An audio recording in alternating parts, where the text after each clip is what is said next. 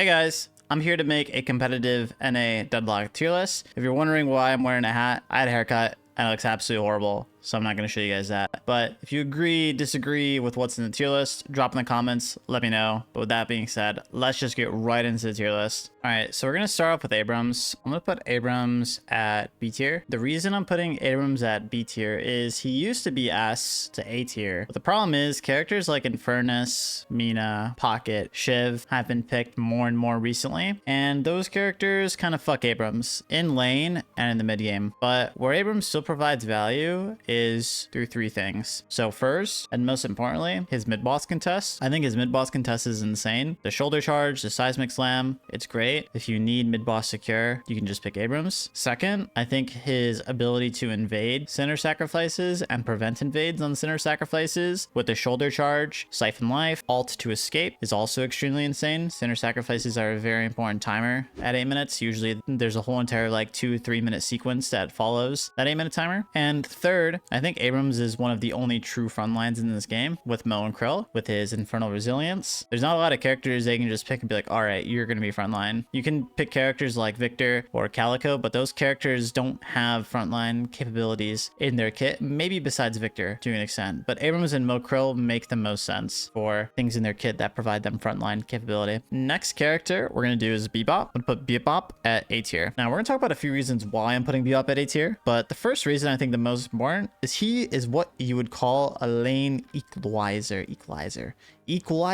I can't say that, I'm so sorry. But essentially, if you put him into a Yamato Paradox lane, right, it's not a guarantee that he will win the lane, but there is a certain percent chance that you get a hook on an enemy and they're into your tower and they die. So you can basically, theoretically, win any lane as Bebop with that in mind. Now, you're probably running to the comment section right now and being like, well, if they build reactive barrier, I can't really do anything about that and I lose lane. Yes, there are some cases where like you play Bebop, you hook him into the tower and it doesn't go the way you want because of the items, the character they're playing, whatever, right? But that point though still remains. There will, I'm go through all the DNSs, you will see games where the Bebop is in mid lane, they're versing some Thanos lane, they get a hook and they get him under tower, they're dead and the lane's won, right? So he is what I will call a lane equalizer. Some other quick points. His mid-boss contest is really good with the hyper beam, the bomb. It's insane. Most DNS VODs I'm watching, I see a Bebop just hyper beaming the pit. Everyone dies. The hyper beam is literally broken. In addition, he's a pick character. Most pick characters are probably going to go B or above in my tier list, except for Hayes. Hayes is going to be like at the bottom. His build possibilities, like the things that he can build, is very interesting as well. I think having the ability to go gun and spirit can provide a lot of flexibility to your team comp and to like your needs in general. Like if you need more spirit, have the Bebop go spirit Bebop. If you need more gun, have it go gun Bebop, right? So a lot of flexibility there too. All right, so next character is Infernus. We're putting Infernus at the bottom of S. He used to be top of S, in my opinion, like S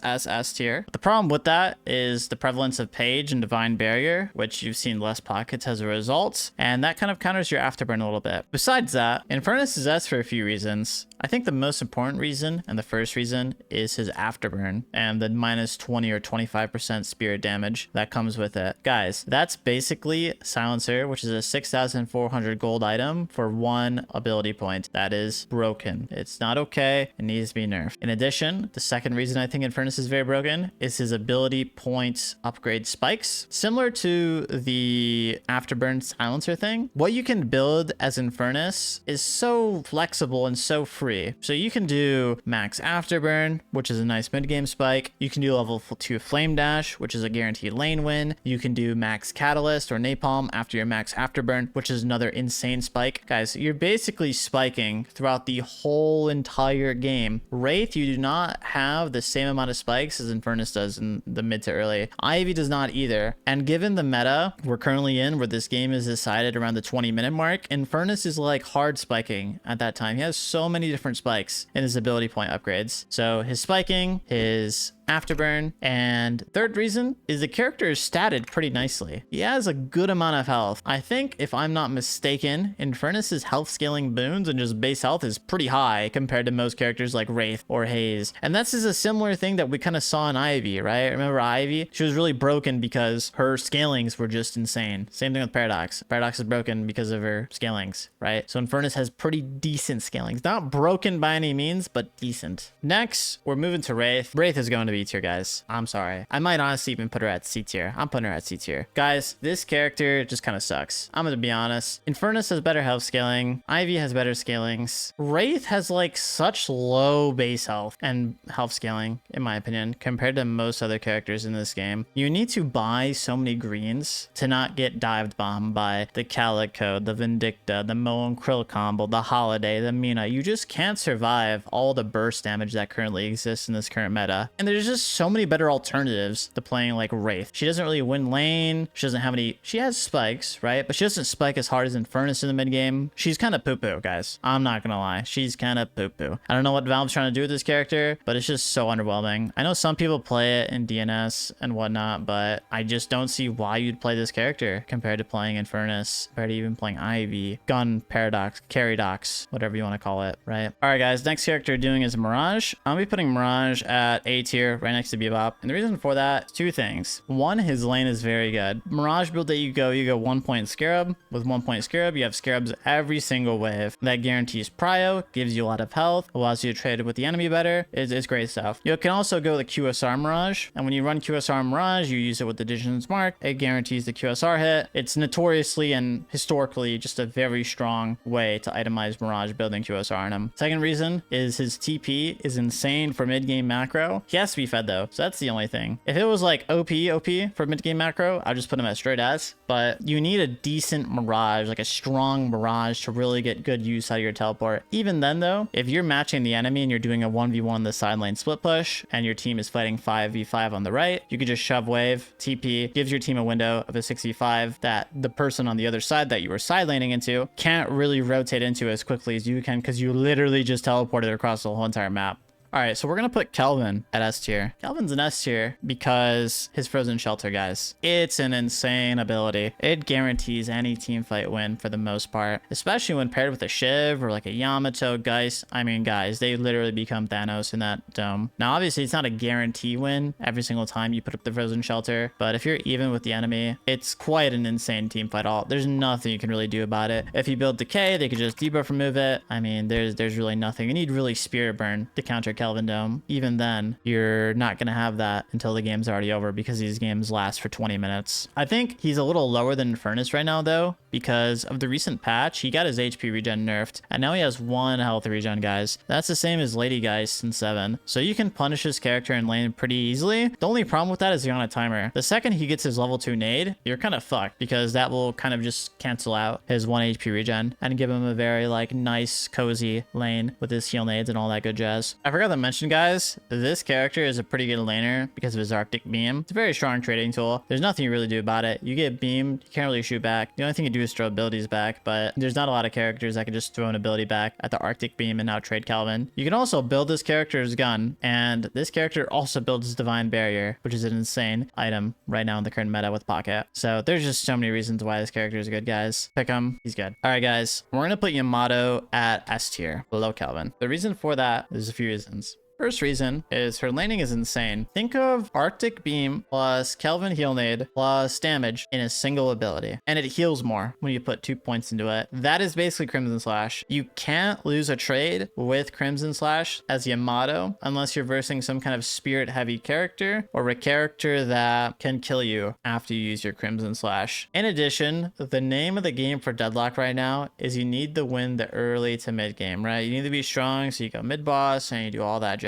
Well, lucky for you, Yamato builds the perfect items to win the early and mid game with, that being flat damage items. Yeah, Cold Front, Mystic Shot, Spirit Strike, Spirit Snatch. Your Power Slash as well, the max Power Slash is very similar to the items that deal flat damage because it increases the damage by a flat amount, 200. So the Power Slash spike is also insane to win the early to mid game with. And the ultimate as well, guys. She falls off a little bit as the game goes on, that's for sure. But the ultimate, good mid boss contests, good mid boss chaos, cure, good for earn fights, good for walker dives, good for lane executions. If you want to kill someone in lane, just ult and do your whole combo jazz. But she is the gal to pick to win the early and mid game with, and there is no other better laner, I think, than Yamato right now in this game. All right, guys, Pocket A tier between Mirage and Bebop. The reason for that is he used to be S. He used to be the king of Deadlock, but everyone and their mother now builds Divine Barrier, and your whole entire shebang in the mid to late game is you afflict and you call it a day. Well, now you afflict and everyone and their mother divine barriers each other, and you get no value, and your character just kind of dies. Everyone is building Silence Wave as well. You can build debuff remover to counter that, right? But now you're pouring 300 or 3,200 gold down the drain to just play the game, right? And that delays your Spirit Burn, that delays all your other items. Pocket's lane in NA is also not that good. Usually you're doing a Majestic Leap Rush, so you're not playing the game for 3,200 souls. So you have to hope that you're not versing like a Mina Paradox, which are pretty meta right now, or a Yamato or Infernus or a Bebop, which are also pretty meta right now. So it's very unlikely that you come out the laning phase ahead as Pocket. You're going to be pretty even or even behind. And remember, like I said with Yamato, the name of the game right now is mid to early or early to mid game. If you're not strong early to mid game, you're going to have a bad game. On Pockets, it's hard to have a good early game. You can definitely do it, but it's hard. Now, he still provides value. If you're versing like a noob team that doesn't build divine barriers often, you could still get a lot of value. But most teams nowadays are just spamming that item. And you got Pages building it, Kelvin's building it, Viscous Cube, Max as well counters Affliction. It's just a hard life for Pocket right now. When divine barrier gets nerfed, it'll be better.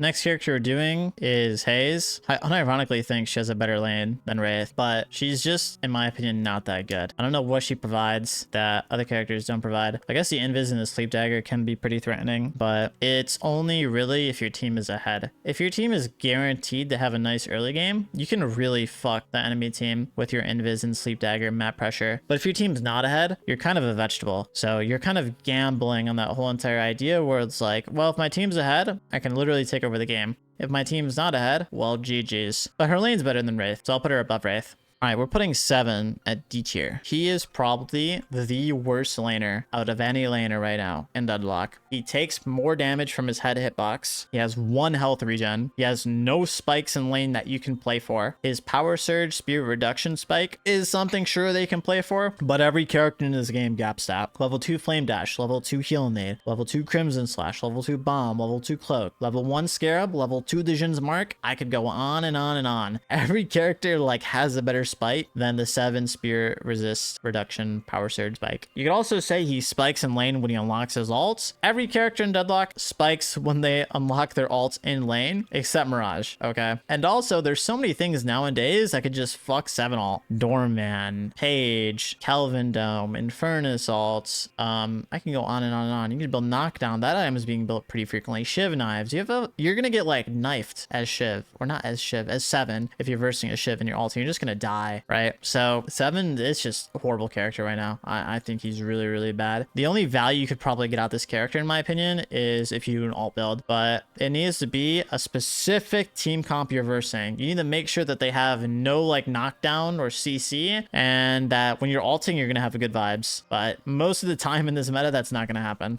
All right, Ivy. Ivy is going to go in the A tier between Pocket and Bebop. Ivy right now is, in my opinion, the second best gun carry in Deadlock to Infernus.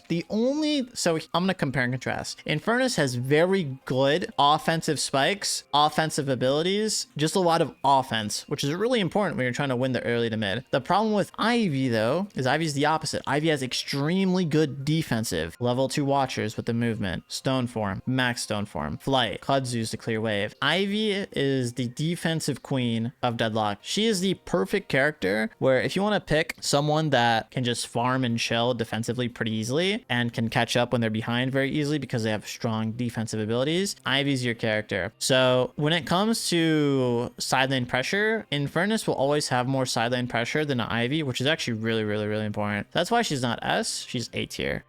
She just doesn't have the same pressure that Infernus has, but that's fine because it's her identity. It's what she is as a character. Still though, she's insane.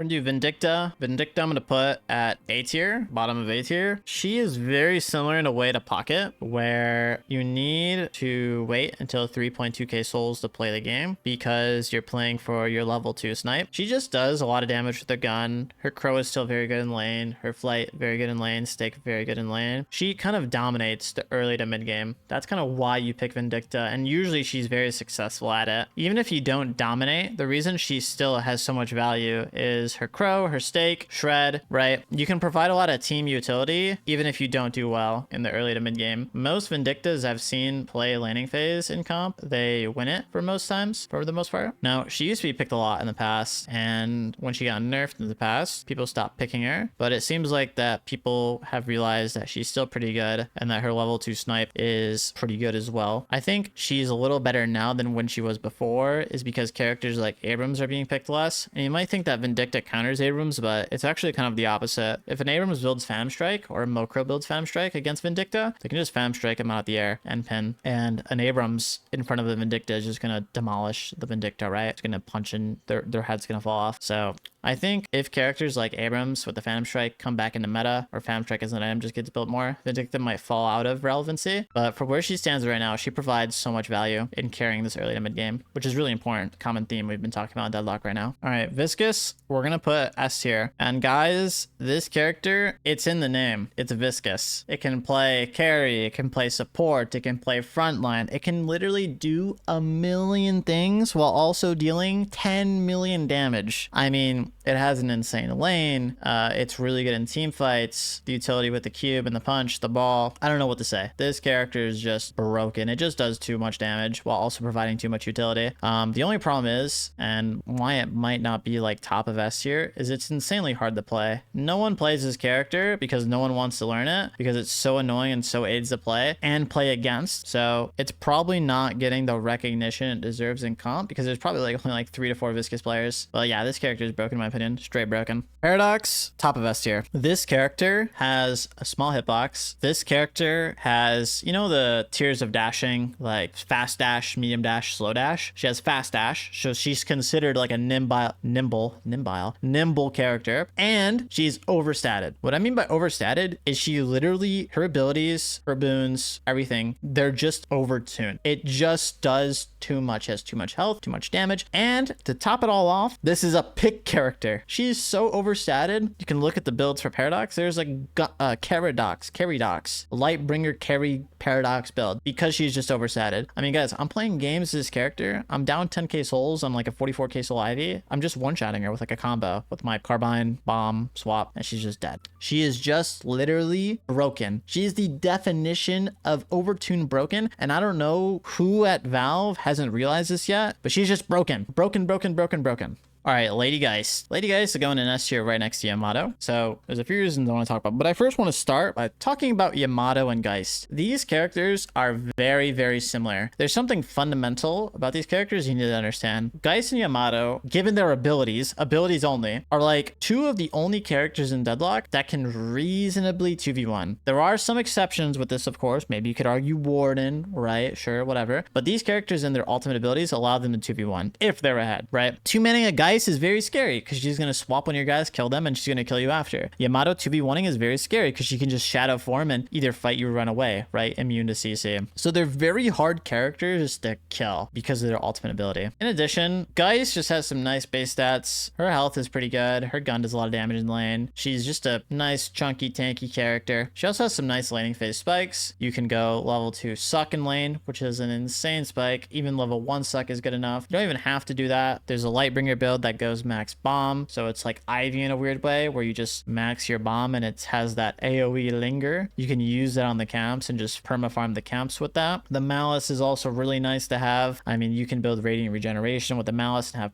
not permanent uptime, but a way to sustain in the mid game. She's just a pretty solid character. I would probably put her, I mean, she can exist honestly between like A and S, like here, like she's literally like in one of these 2 spots, but I'm gonna put her next to Yamato because I view them as very similar characters. The only difference is Yamato's a little stronger early to mid. Geist is also strong early to mid, but not as strong, and also can scale nicely into the late game. So honestly, even that, you might want to put her above Yamato, but it's hard to say where. Just put her here for now. I'm gonna put Mina at S tier. And this is assuming that the Mina player is very good. She can go above Yamato and Geist or below. It doesn't really matter where. But she is probably, if it's in the right hands, by the way, if you're a noob Mina, you're gonna be like shit at it. You're gonna be like the same as 7D tier, right? But if you're a good Mina, you are basically one of the best mid-game brawlers. You can never die. All you need to buy is debuff remover, and then you're forcing the enemy to buy curse. You deal a shit ton of damage. You have utility with your silence. You have a very strong lane. It's just like a strong brawler for the early to mid, which is essentially where you want to win in Deadlock. You also have a bunch of item spec. I don't know if people still build Cold Front, but Mystic Shot, Cold Front, QSR. I mean, there are so many just spikes in itemization and ability points that this character is just constantly strong early to mid.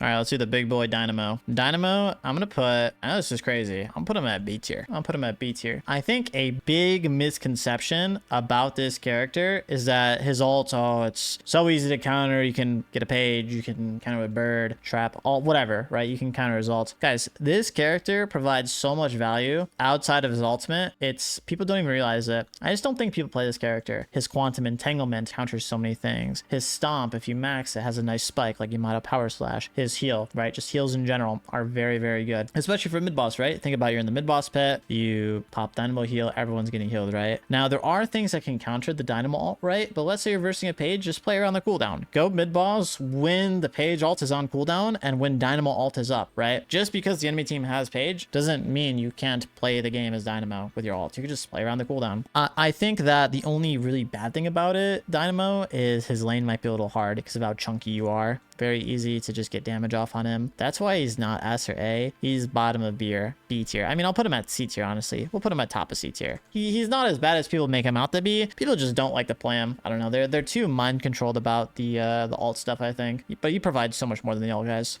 I would put McGinnis at D tier and just call it a day, but she's in B tier, guys. She is good. No one plays her though for some reason. I think she provides so much. Good lane with the heal and the wave clear with the gun. Her gun is very good early to mid. Her scalings are very good. Her wall when max can be a good mid boss secure. Her turrets is also really good for mid boss. Her ult is really good for mid boss. Her max heal in the pit with arcane surge is really good. There's a lot of things that this character provides that people aren't taking advantage of. I think the reason people don't like her is because she's very slow moving. She has 2 stamina and she's like one of the shortest dash distances in the game. I think, you know, like that tier we talked about with Paradox, she has like the slowest dash tier. I think there's a lot of untapped potential with this character. In the future, I guarantee it's going to be picked a lot more than what it currently is. People just need to learn how to play her. No one really likes playing her, I'll be honest. Personally, for me, when I got the hang of it and I kind of understood how to play her, it was good vibes and I had a good time and I got a lot of value.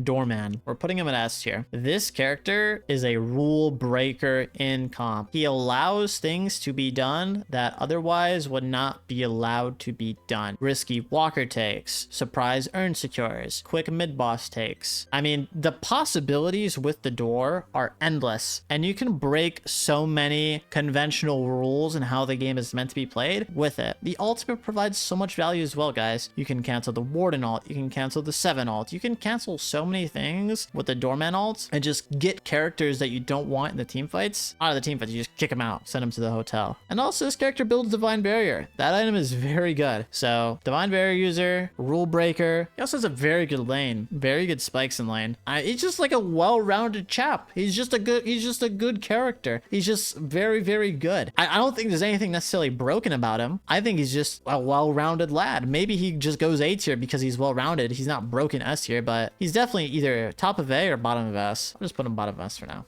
All right, so Warden. Warden, I'm going to put at B tier. The problem is a lot of the characters right now in A and S tier just counter Warden. Paradox is a good matchup into Warden. Furnace, good matchup. Kelvin, good matchup. Mina, good matchup. Doorman, good matchup. And to get a little more specific, Doorman can ult the Warden into the hotel while he's ulting. Mina, Warden's like a big chunk of his character. Easy for her to eat the Warden. In Furnace, the spirit damage reduction counters the Warden ult. Kelvin Dome negates the Warden ult. Paradox is just an easy lane when you're versing Warden. Big chungus character, easy for you to hit your carbine headshots, easier for you to proc your headshot booster, and even some of the characters in A tier fuck Warden. So I think Warden just has a lot of bad mid to early game matchups, but I think if Warden is paired with a good character in lane that can combo with the cage, like Vindicta Tether, Ivy Stun, Doorman Cart, Abrams Charge, I think you could get some pretty nasty lane combos with the cage, and you could snowball out the laning phase to where these matchups don't even matter. He could be in both A and B tier. It just really depends on the game, but generally I'll just put him top of B tier. He's just solid. He used to be really good though.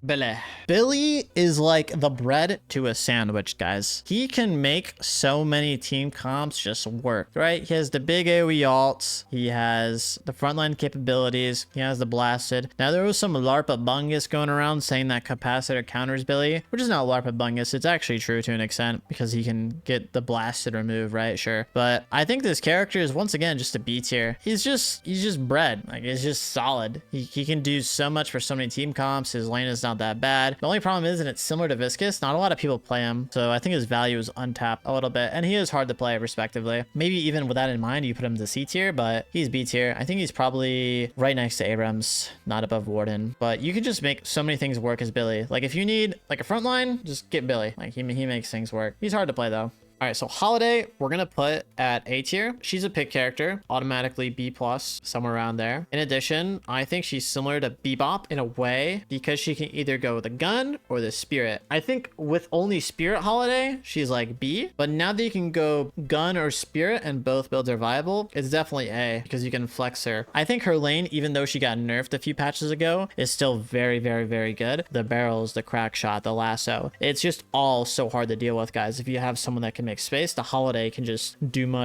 so much with all that space that you create and just pump damage, especially in mid lane. Holiday mid lane's a classic. So strong lane, pick character, good damage, good flexibility between builds. The only thing that's maybe a bit mid about her is just how the other characters compare. Like, you can't really equalize a lane like you can with Bebop. She's not overstated like Paradox. There's nothing outstanding about her. She's just A. It's definitely not a bad character to pick. All right, Paige, we're going to put at A tier, above Vindicta and below Mirage. She's like bread to a sandwich, like how we said with Billy. On her own, she's not that crazy, but when paired with some characters, it can be some really insane and hard to deal with combos. She's a Divine Barrier user, automatic A+. That item is very broken right now. The only problem with this character is she can get killed very easy in team fights. So it's similar to Viscous in a way where you need to be a very good Viscous player to do good as Viscous, or a very good Mina player to do as Mina. You need to be pretty good at your positioning as Paige to succeed in team fights, or you're just going to get picked out by characters like Calico, maybe even Pocket. But even then, you could argue you have Divine Barriers, and Barriers your 3 that you can put on yourself, and your ult. So you do have some good self-peel. It's just a matter of if you can self-peel before you're one-shot, which in some cases isn't true, but in some cases is true. But yeah, guys, for this character paired with characters like Shiv, Yamato, Geist, it's just hard. You can't do anything. It's like Yuumi from League of Legends. If a Yuumi's on a Fed Rengar, what can you do? There's nothing you can do. So mainly just how she combines with other characters is why she's strong. Also, her mid-boss contest and secure is really good, right? The rallying charge for mid-boss is insane. The dragon for mid-boss is insane. The AoE for mid-boss is insane. And also, it's good for earn as well, earn contest. Calico,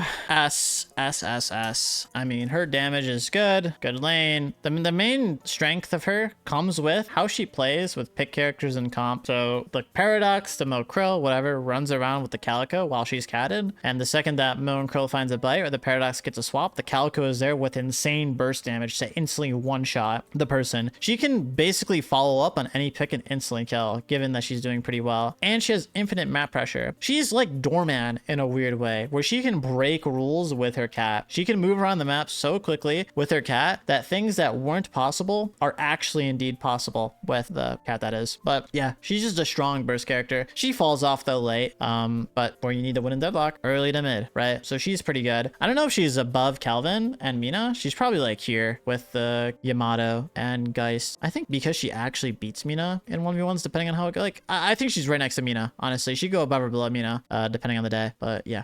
All right, we're gonna do Makrill. Makrill is very good in my opinion, but not S tier good. So I'm gonna put him at A tier. Let's talk about why is good and why is bad. So Makrill is very good because of the utility he provides, and he's a pick character, right? The disarm, the burrow makes him a tank. He's just a bullet sponge. He used to be S tier. Like he was first pick, first ban in my opinion at some point. Maybe not first ban, but he was like top 3 pick every game. The reason he's fallen off though is because these freaking characters up here. You see this character and this character? These characters beats Makrill in lane, and also this character beats Makrill in lane. There's a lot of these characters in S and even A just kind of fuck Makrill over. This character too as well, especially with the divine barrier and the barriers, you can basically negate this combo, the eat, right? There's just a lot of these characters in A and S just kind of beat the Makrill, but he still provides like a lot of good utility and value, and he's a good tank. If you need frontline, just pick a Makrill, like how you pick you know, Billy or whatever. Frontline and pick, it's just a good combo, solid A. All right, Drifter, I'm gonna put C tier. You're not really getting a lot of kills in comp. I'm gonna put him bottom of C tier actually. You're not really getting a lot of kills in comp to get value out of this character. That's kind of the Drifter's whole shebang, is you get kills, you stack your thing, and you become stronger, right? In comp, there's not a lot of kills happening. You're not brawling often. In NA, you might find a lot of kills, but in EU, there's not a lot of kills happening. I will say though, if you build him around the ultimate, I think he can be a B. It's really hard to say. Like if you're building him as carry gun, he's C. If you're doing like this weird alt build support thing, it could be B, because I will say the alt is very, very strong in team fights, guys. Almost oppressive. I'm surprised we haven't seen it more. You used to see it for like a few weeks where people would go this alt drifter thing, but then like something happened and people just stopped picking him. But I think the alt